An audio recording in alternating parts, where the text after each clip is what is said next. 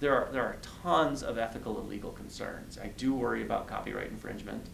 In some sense, we may be breaking new ground because somebody could be streaming copyrighted content live. They could be at a concert streaming the concert, and by the time the content owner knows and gives us a DMCA takedown notice, it will have been over.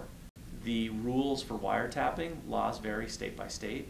In some states, it is perfectly legal to secretly record a conversation you are a member to, unless there's a law enforcement official involved.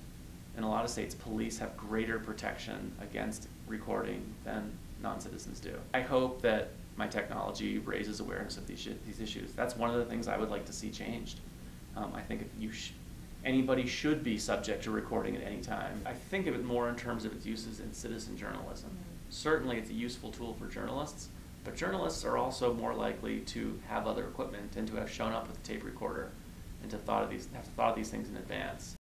We spent a year working on a piece of software and learning a lot and analyzing our mistakes. And then one day I walked into the office and said, boy, you know, it would be really neat.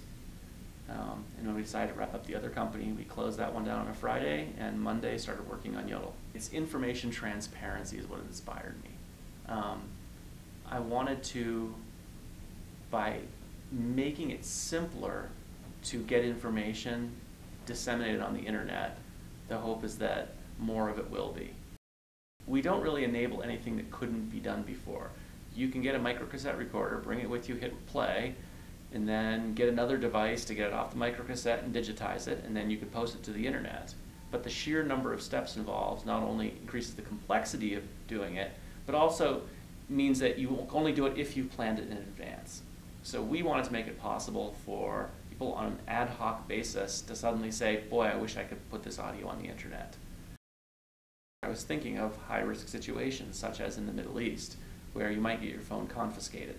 So we wanted to get the information off the phone and on the internet as quickly as possible. Probably slowly add editing capabilities. What we'll probably do at the same time is flag edited audio, so that if it is edited, anybody hearing it will be able to see, looking at the file, you're looking at an edited version. And the owner will be able to decide whether or not to make the original available, but part of information transparency is also trying to eliminate information counterfeiting.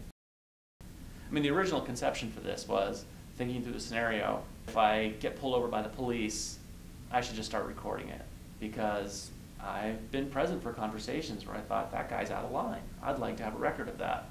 And you might ultimately want to say, hey, I've been recording this, you need to back off.